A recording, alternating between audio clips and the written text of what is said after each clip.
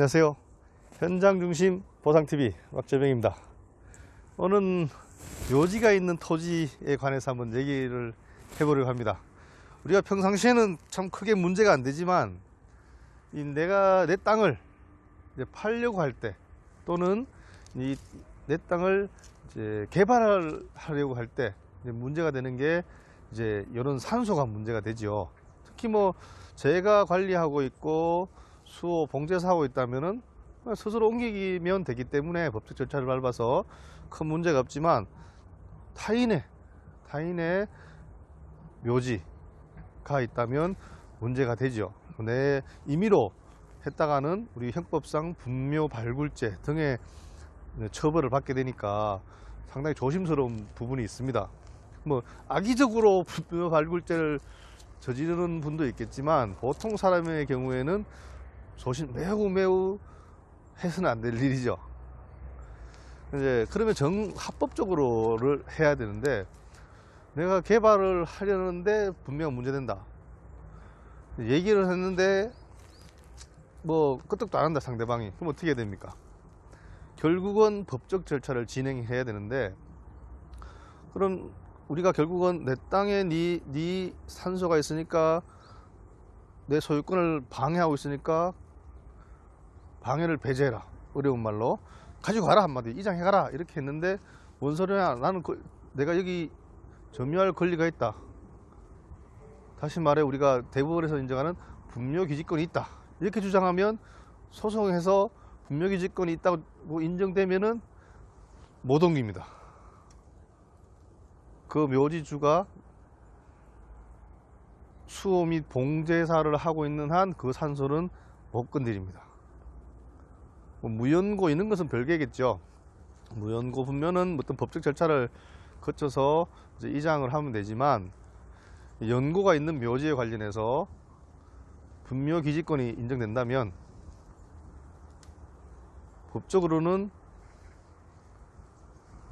소송을 해도 이길 수가 없죠.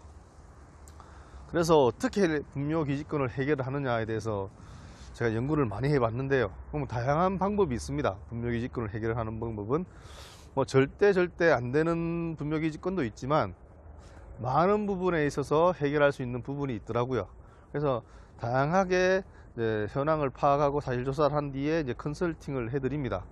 그래서 일정의 보수를 받고 이제 컨설팅 보고서를 제가 작성해 드리면 그분들이 스스로 알아서 할 수 있다면 또 자기가 뭐 조치를 해야 하고요. 그렇지 않다면 제가 또 어떤 각종 서류들을 대행해서 도와드리고 있는데, 그 제도를 취지를 잘 이해하고 지금까지 나온 판례들을 잘 분석해 보면은 해결 방법이 보입니다. 만에 하나 진짜 분묘기지권이 있어서 이 산소를 못한다. 그렇다고 해서 그럼 이 산소 내 땅이 전부라면 다 못 씁니까? 그건 아닙니다. 또 분묘기지권이 미치는 범위가 있죠. 미치는 범위가 면적 얼마를 인정해 줘야 되나.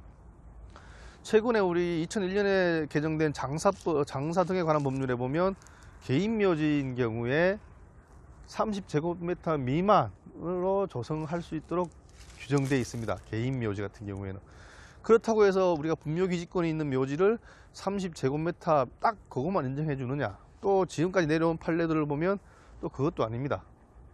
그럼 얼마까지 인정을 해 줘야 되느냐, 또 문제가 되겠죠. 그래서 그런 것들은 다양한 판례나 다양한 사실 일을 처리해 보면서 이제 그런 자료들을 수집하면 다 어느 정도 나와 있는 게 있습니다. 그래서 그런 것을 가지고 합법적으로 주장을 하면 상대방도 분명히 또 무조건 그런 건 아니거든요. 그래서 그런 것들 합리적으로 자료를 제시해서 받아들일 수 있게끔 합의가 잘 될 수 있게끔 제가 도와드립니다.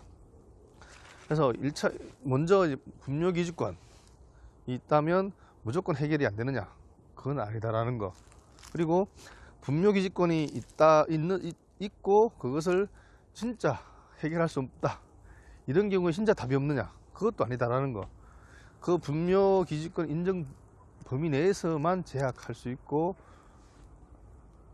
또 그 범위를 인정해주고 제가 또 다른 내 땅을 활용할 수 있는 방법을 찾으면 되니까, 그런 부분에서 분명히 분묘기지권은 어느 정도 해결할 수 있다고 봅니다. 그래서 가장 중요한 것은 이제 사실관계 파악이고 이제 법률 뭐 어떤 법률 해석 이런 문제도 되겠는데요. 그래서 제가 이제 가끔 이제 전화 와서 상담으로 많이 하시는 분들 중에 제가 먼저 물어봐 지번이 어떻게 되느냐, 거기에 어떻게 돼 있느냐, 이제 현상을 물어보면 저를 이상하게 봐요. 왜 그런 걸 물어보지? 그렇게 생각하시는 분들이 있는데, 거기 어떤 위치에 어떻게 조성되는지 알아야 내가 어느 정도 상담을 해드리는데, 그런 것도 없이 제가 어떻게 법률 읽어주라고요? 아니죠. 꼭 상담이 필요하신 분들은 그런 기본적인 자료를 준비하셔가지고 상담을 임하시더라고. 좀 깊이 들어갈 것 같으면 솔직히 뭐 저도 돈 벌려고 하고 먹고 살아야 되는데 컨설팅비 좀 제대로 주고 하면은 충분히 좋은 결과를 얻을 수 있을 겁니다. 감사합니다.